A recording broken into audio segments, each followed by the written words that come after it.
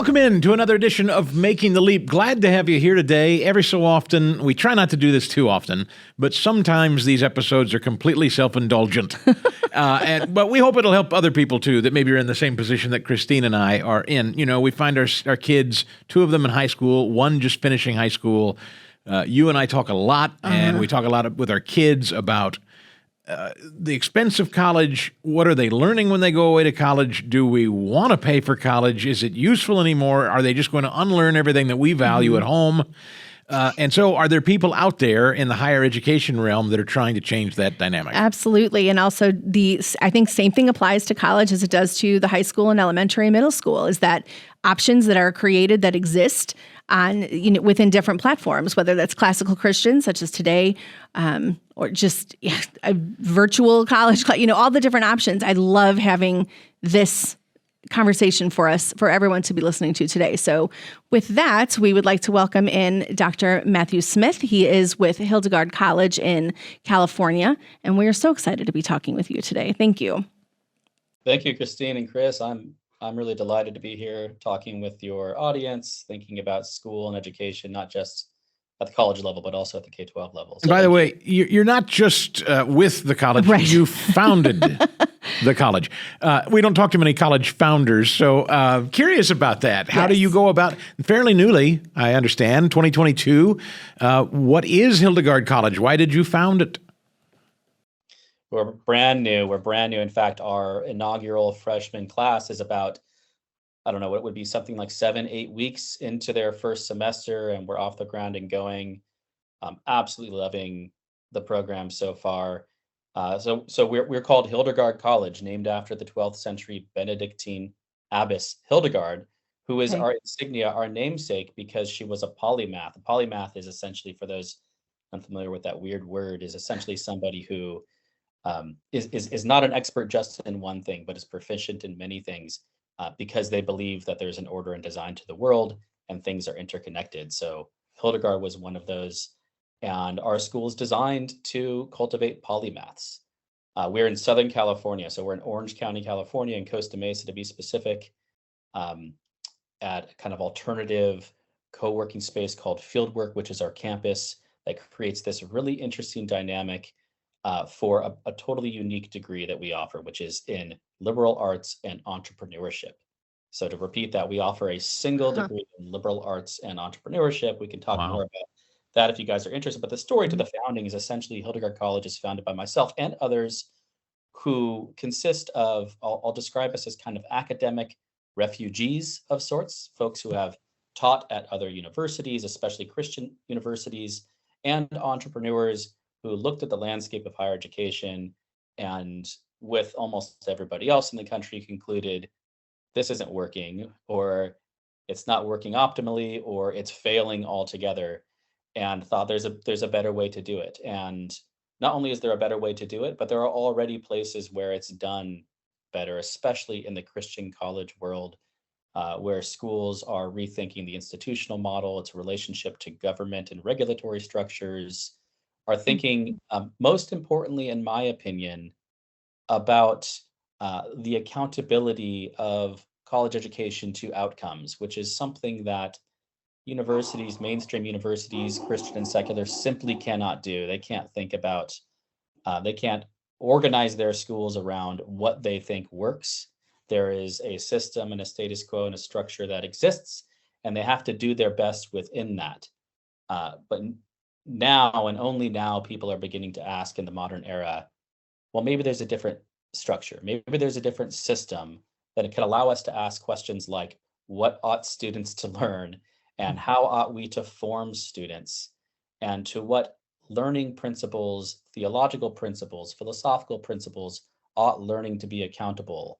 What is the relationship between the outcomes, the kinds of people we produce as a college, and what we tell students or prospective students they'll be learning at our school? These seem like really obvious things that we should be asking about college, but they are as foreign as could be to what I might describe as the modern kind of industrialized secular education It complex. almost sounds like the backward design I used to teach, and we would start with, backward design was a newish, I use that in quotes, term as I was entering education. And it sounds like that is almost exactly what it is, starting with your outcome in mind. Where do you want them to end up? And then working your way back from there to create what you want.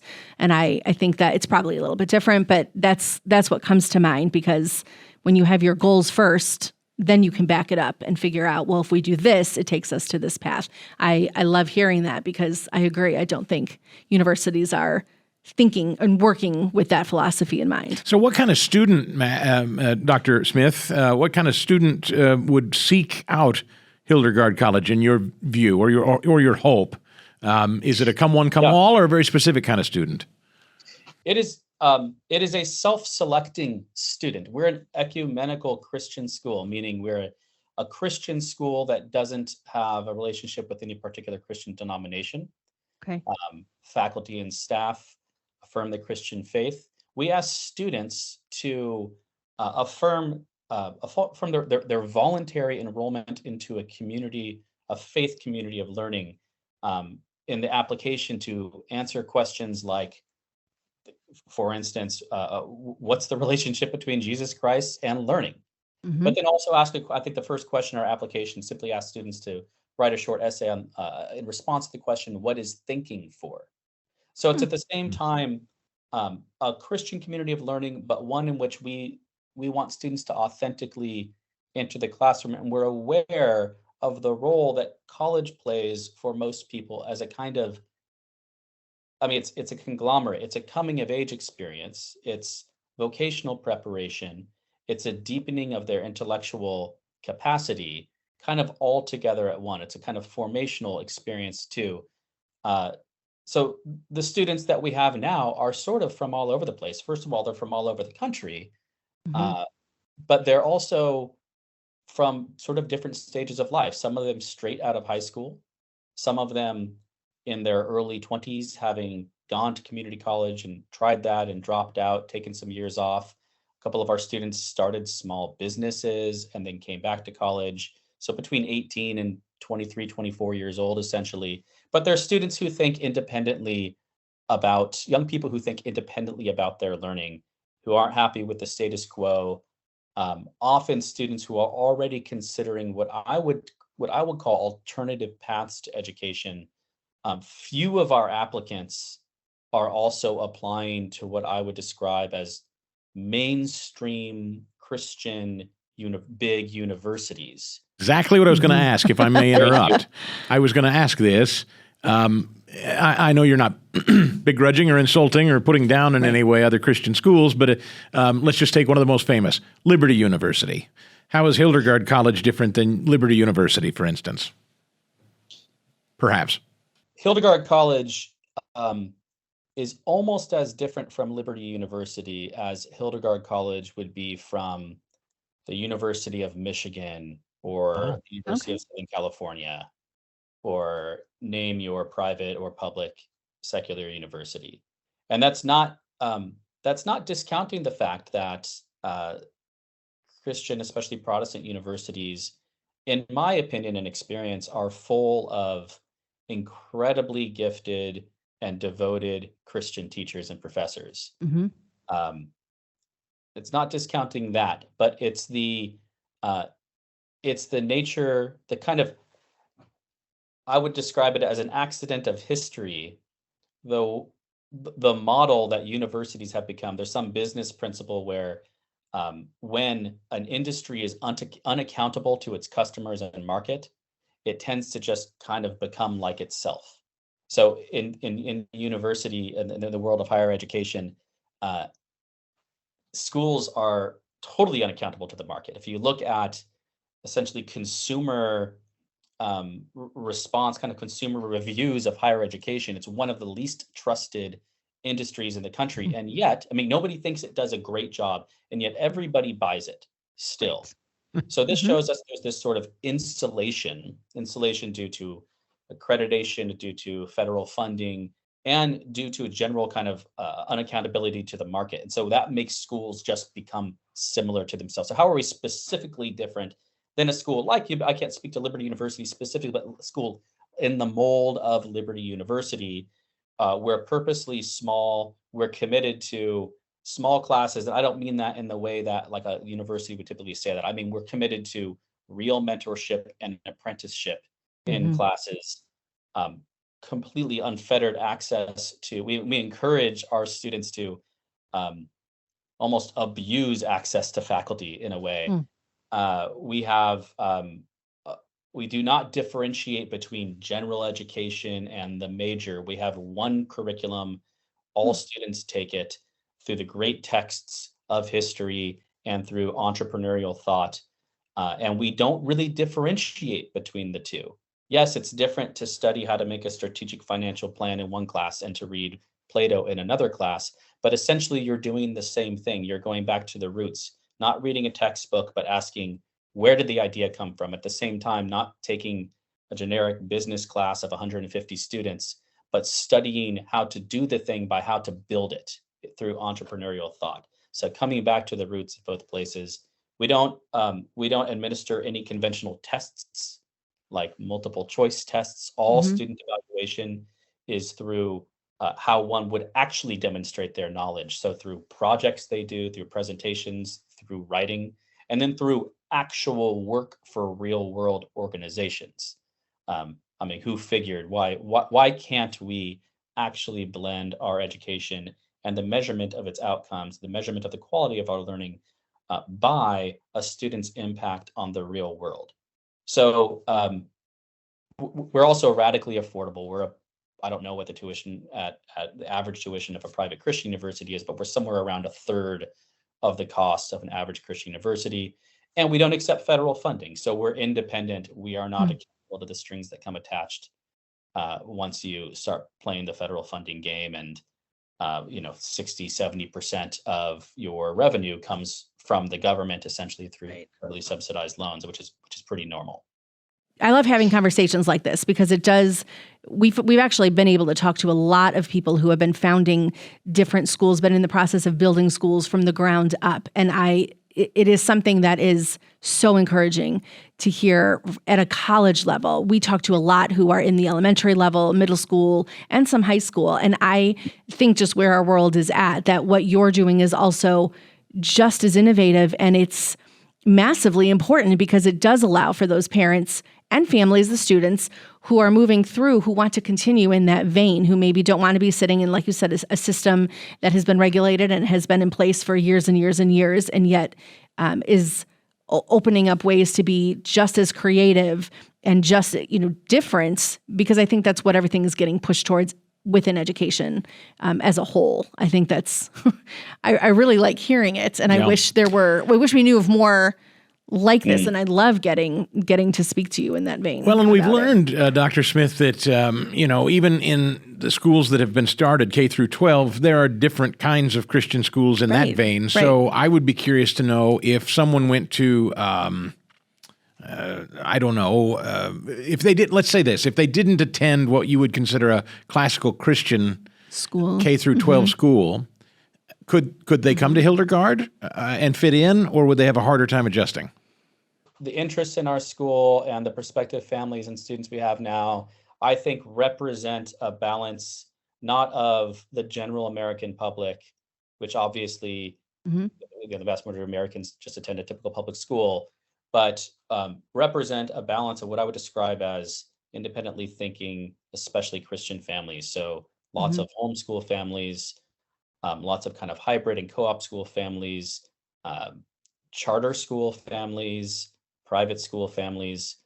Uh, absolutely not. Sometimes we get the question: Is this school, is Hildegard College for uh, graduates of classical high schools? And the answer to that is also definitely not. It is for them, but it's for anybody who wants to seek the truth where it actually it's actually found, who wants to be formed by the great ideas, to learn with a kind of a community of friendship and trust. Um, it's interesting, Chris. in our conversations with families of high schoolers and high school students themselves, there is something like a gap that we've seen between Christian education at the middle and high school levels and then what people decide to do in college. Meaning, people, especially thoughtful families, are very careful and protective and intentional about what happens with their children before they become adults. But parents obviously still have a huge influence on kids and where they go to college, if they Mhm. go to college. But the decisions people make, the rubric by which they make these decisions completely changes. It's a strange phenomenon where Hmm. they look at college, they look at universities, and they begin to think in maybe deeply pragmatic ways with no thought towards formation, or they really just think about kind of mitigating the risk. Well, I just want Yes. to be a safe place. Mhm. That's mostly what I care about. Or Mhm. we often see a kind of utilitarian, and there's a practical wisdom to this approach with homeschool families where they send their kids to community college, well, because they can live at home and I can help Mhm. guide them where they go, and then it's almost free. And then they go to a state school and it's really cheap and they can graduate in 3 years. And then sometimes there's well, they're going to go to their best school. This is the most common reason, by the way, students choose the college they do. If Mhm. they go to a four-year school, is it's simply their best school, meeting the expectations for getting as high as they can by whatever kind of worldly standard um, Mhm. sets those standards. And uh, none of these reasons reflect the decisions that these families make when their child is in fourth grade or sixth grade or first grade. And yet, this odd shift that happens that describes the kind of gap between Christian primary and secondary education and higher education. So you're saying, if I understand this correctly, and forgive me because I'm certainly not as academically inclined as you are, I think I hear you saying that parents will send their children off to a college, university setting, and not really mindful or thinking of outcomes. Is that what I hear you saying? If I could boil it down to its Yes, essence. and I would say it's also driven by the fact that, and this is nobody's fault Right. because higher education is confusing, but very few people actually understand how college works. By Okay. that I mean why it costs what it costs, how it's paid for, what's the relationship between college and accreditors, what's the relationship between college and the government, why do students take the classes that they take? Mhm. I mean, if you ask that question, if you were to go to a school, name any major Christian university, and ask a professor at one of these schools, what will my kid learn at Ah, blank university? yes. Uh-huh. It's just going to be an incomprehensible question. It won't mean anything. It will almost be an embarrassing question because the answer is, well, that depends on a decision tree 50 feet tall. Yes. And, The and bureaucracy of it. the influence of the admissions counselor and the Mhm. major counselor and the office for blank and the universities need to fill this class rather than this class, and it's and what sells, Yep.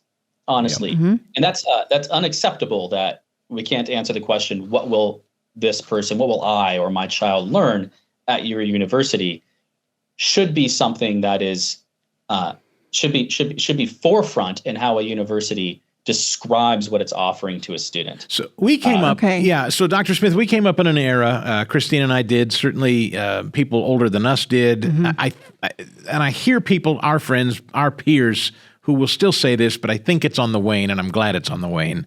They all say the same thing. Well, my kid's got to go to college if Right. he wants a good job. Right.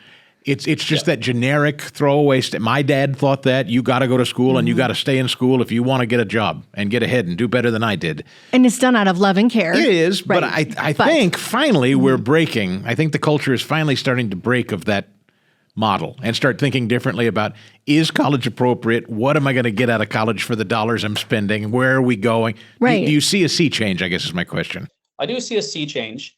It is still true that if you look at the total lifetime earnings, somebody who has a 4-year college degree, a bachelor's degree, is significantly more likely to earn more over a lifetime than someone that does not.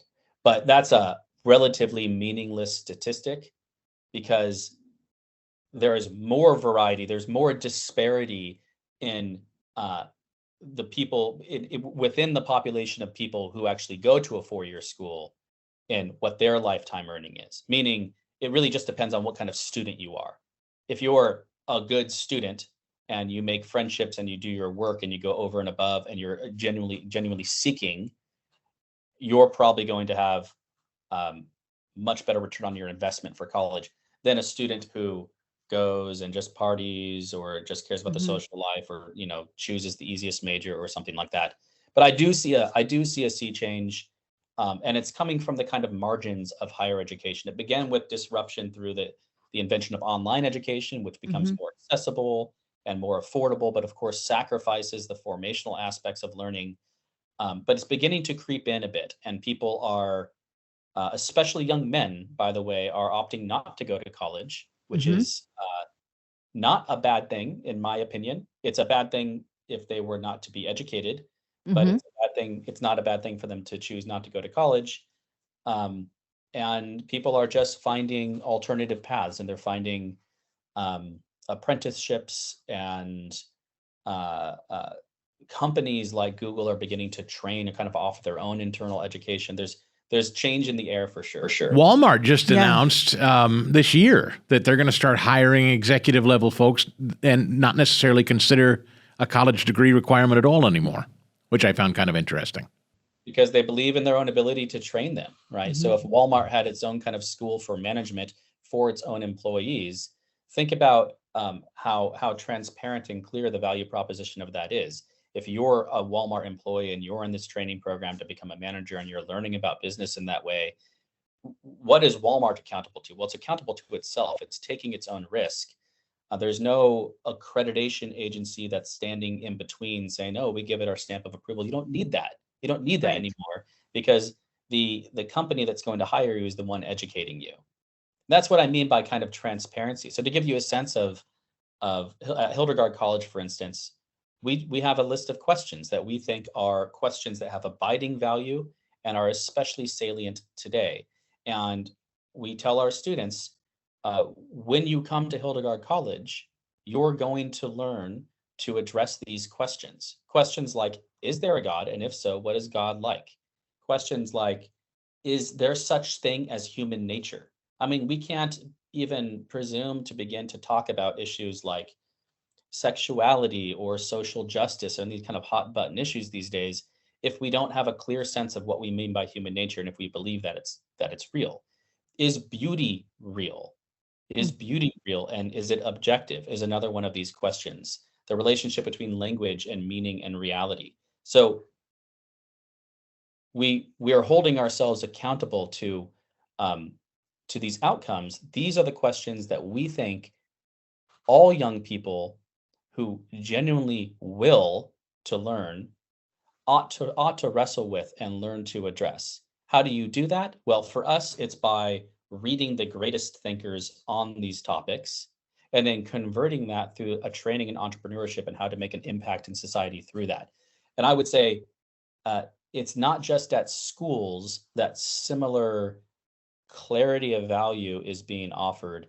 It's also in companies like Walmart. It's also through apprenticeships. A good friend of mine's son just graduated high school and decided, I'm going to start welding, and started Mhm. working with a welder and loves what he does and goes to church and joins reading groups at church and educates himself in some of the wisdom of the past that way. And of course, that's a Mm. different path than college, but I think that's a Mhm. much more valuable path than somebody thinking, well, what's the best school that I get Oh, into? It also gives me a you, scholarship that right. meets my parents' expectations and my. I loved the word you used, seeking. Seeking. Mhm. It's the same with our faith, isn't it? I mean, when you only grow in your faith if you're seeking to learn, and if you're not, if you just go to church and sit in the pew and go home after the hour sermon, You're checking a box. yeah, you're not Mhm. seeking. I just love that. What you described Mhm. about your welder student, that's he's seeking in his own way, right? But that's what you would hope everybody taps into is what are they seeking?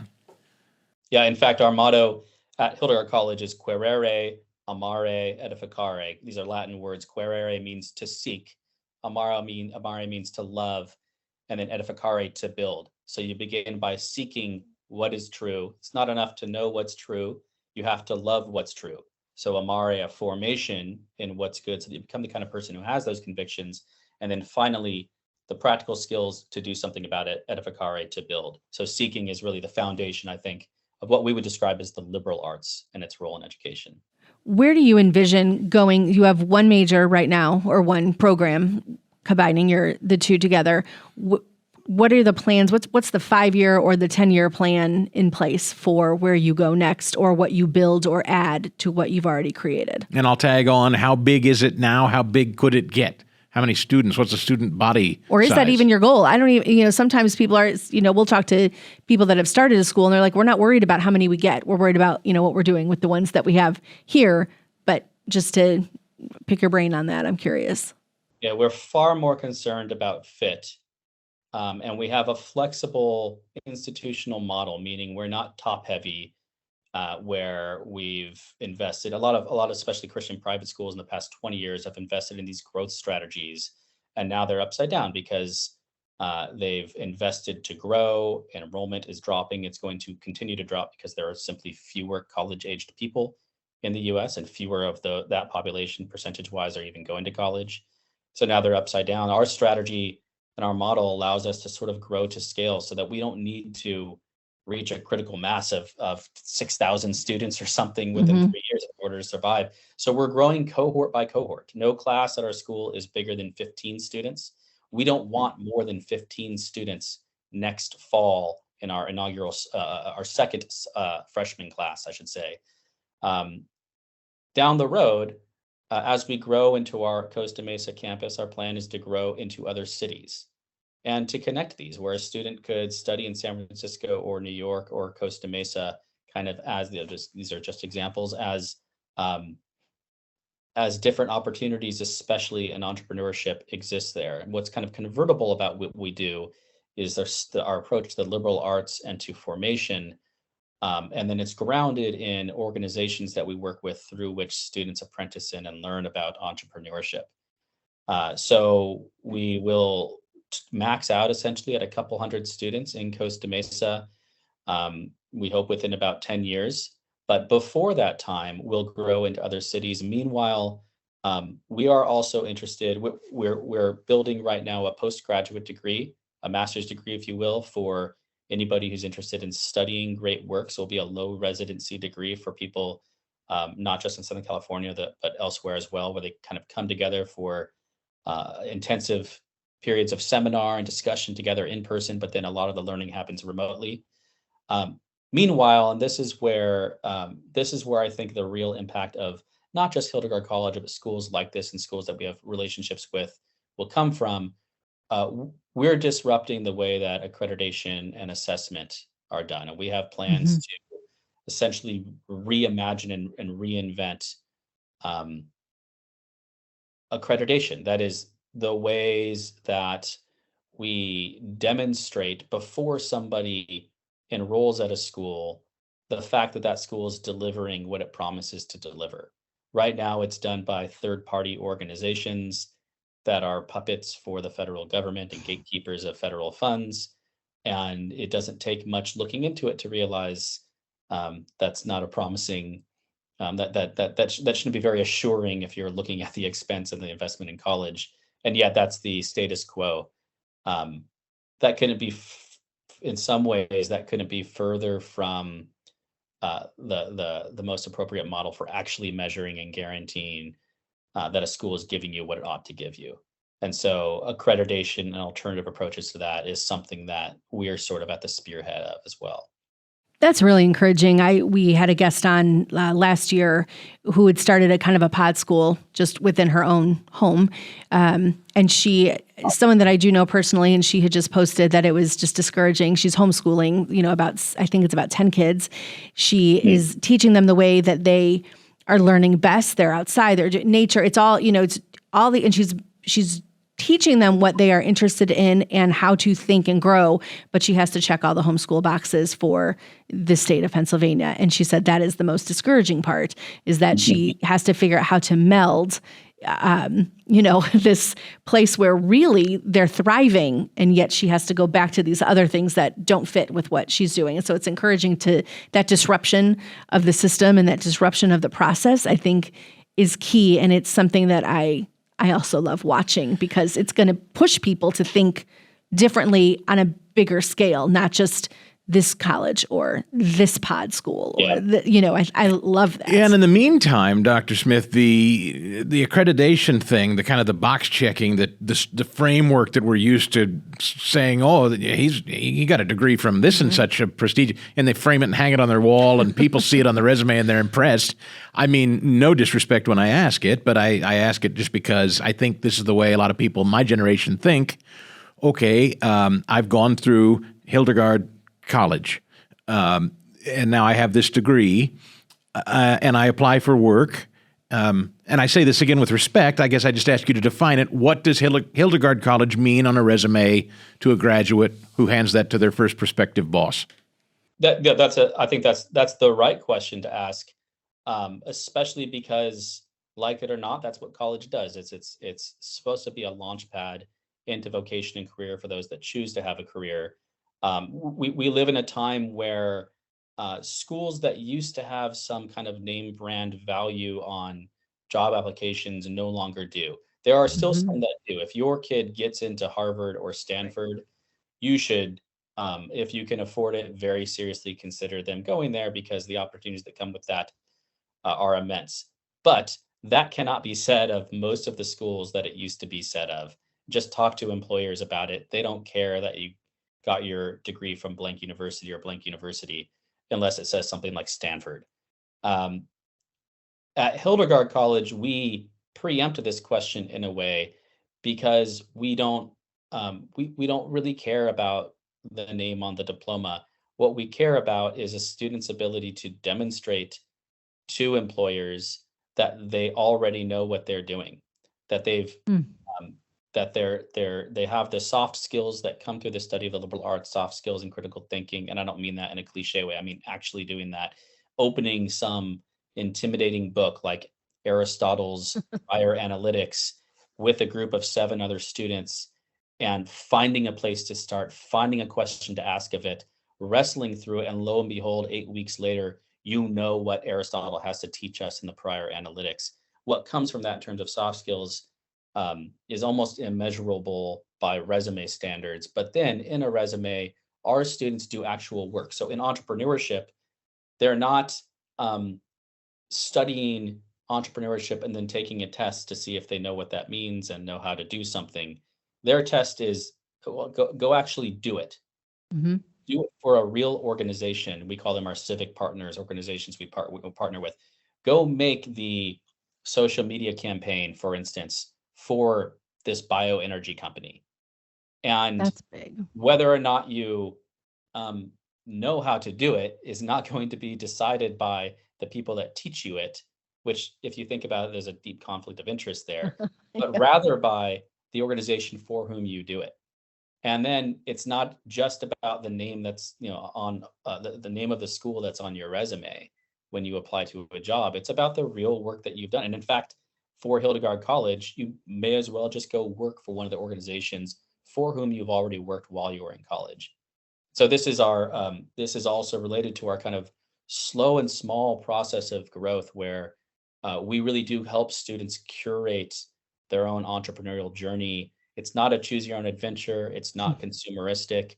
We tell students what they should study. We don't let them choose their own major even. And yet we help them kind of customize their path and find their calling at the same time.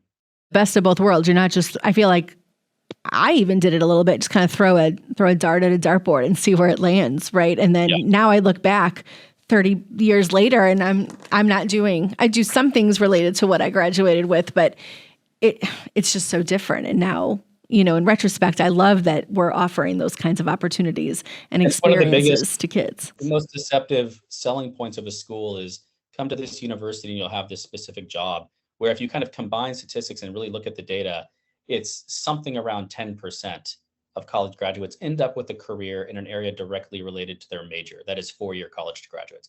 10% end up with a career in an area directly related to their major. And yet, if you if you looked at universities' marketing campaigns, that would be the number one reason you would see that they give to students to try to convince them to buy their college. To come to their Look, school. it's 100% true with me. I will say I'm fortunate enough. I feel very, very blessed, sincerely, to have been in broadcasting most of my entire career. Right. I went to a school to become a broadcaster, and I was fortunate enough to do that and still make a living doing it. But I can tell you that of everyone that I went through that program with, I bet I couldn't fill a hand with the number of us that are still making a career of it 20-some years later, to your point. And if I were to be wholly honest with you, nothing I have managed to achieve in my career had anything to do with being on that campus. I mean, I got some introductions to some things, but it was all real world application stuff. Well, I was going to say the stuff that you did do, that was real world, putting on shows, creating, that was your best experience versus... So I say that only to affirm what you just said, Dr. Smith. Could I close by asking you, in terms of the faith component, the Christian component of Hildegard College, how do you walk alongside Christ while thinking about Aristotle? That's always interested me. How do they intersect?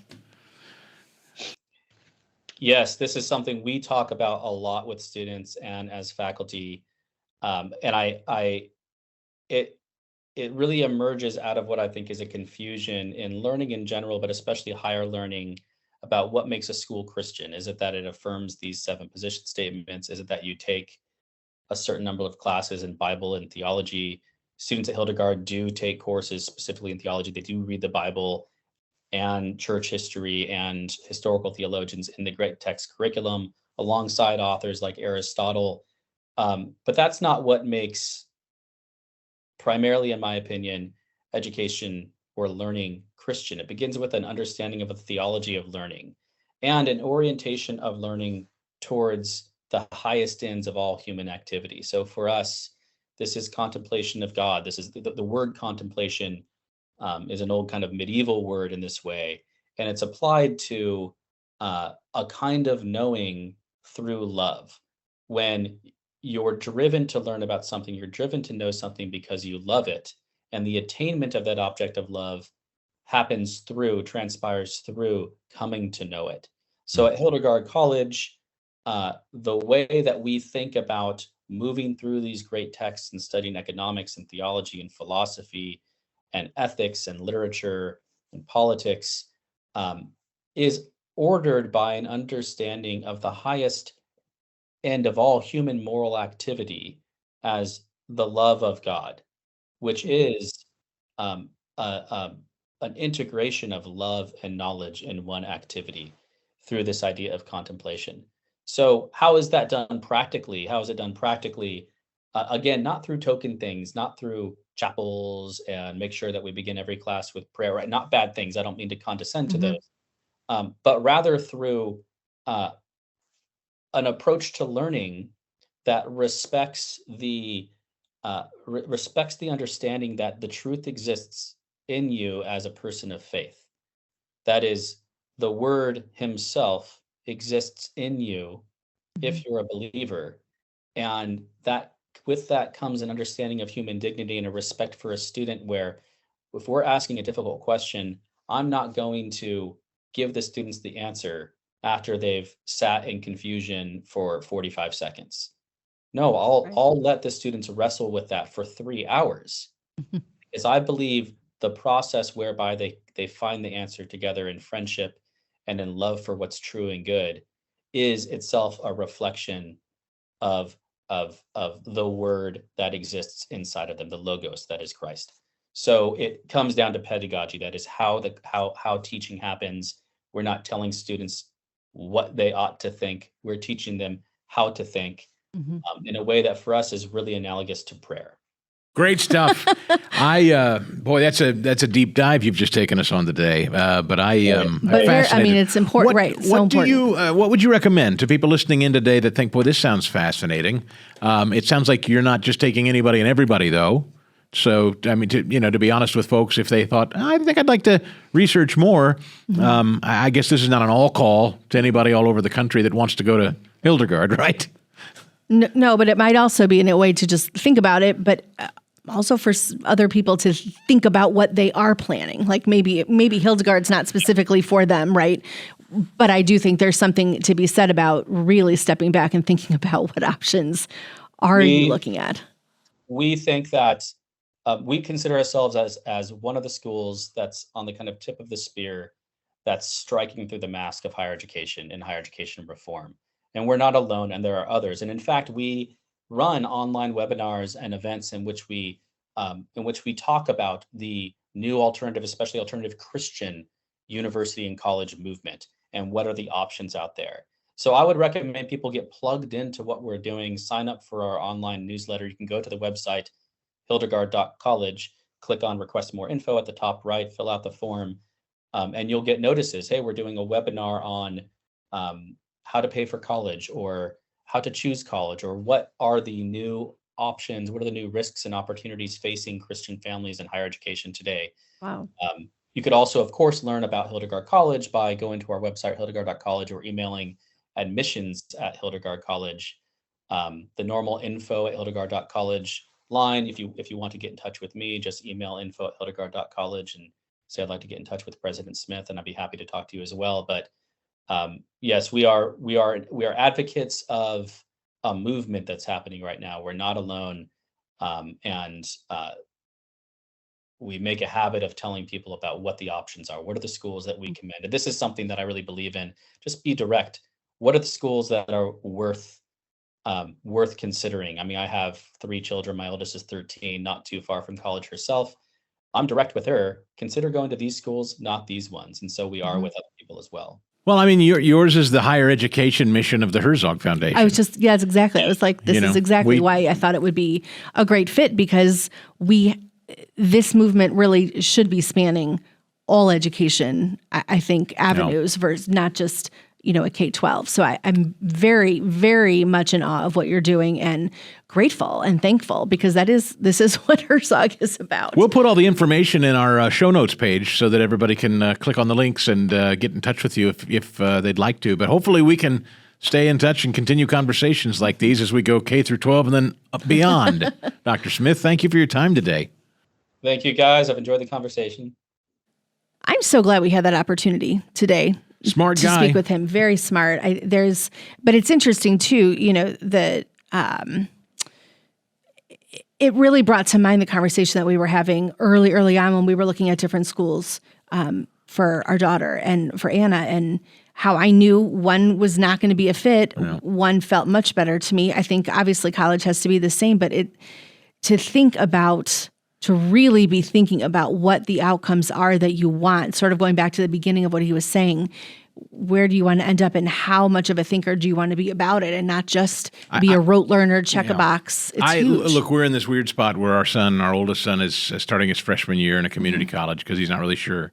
And we have 2 other kids that haven't gone to college yet but are going to get out of high school soon and go. I simply cannot, as a dad, look at a 4-year institution anymore and say, sure, go ahead and let me sign the check. I'm broken forever from that. I just am. But I don't think it's broken. I think it's almost like you're fixing something that's been broken. Yeah. It's not a broken. It's really more of a fixing, because you're saying awakened, I suppose. Right. We're gonna do things a little bit differently. And too bad, like if they're maybe like, what? Why is it all of a sudden working that way? Well, because we know better. We know better now on some things. And I love that's why there are people and organizations such as a Hildegard College or Herzog that are helping to make that happen. So several email addresses, websites, things were mentioned in there. All of that will be in the show notes down below. What other place can you say, I'm going to email the president of a college and have my questions answered? Sounds That's like he's going to be pretty free with information Yes. and advice too, so take him up on it. And straightforward. So we encourage you to do that. As always, reach out to us at any time with emails, questions, comments on posts. We always love hearing from people, love getting connections that way, and we look forward to seeing you next week. Making the Leap is a podcast presentation courtesy of the Herzog Foundation. Please rate and comment on the show, as well as subscribe so you never miss an episode. And we'll see you next time on Making the Leap.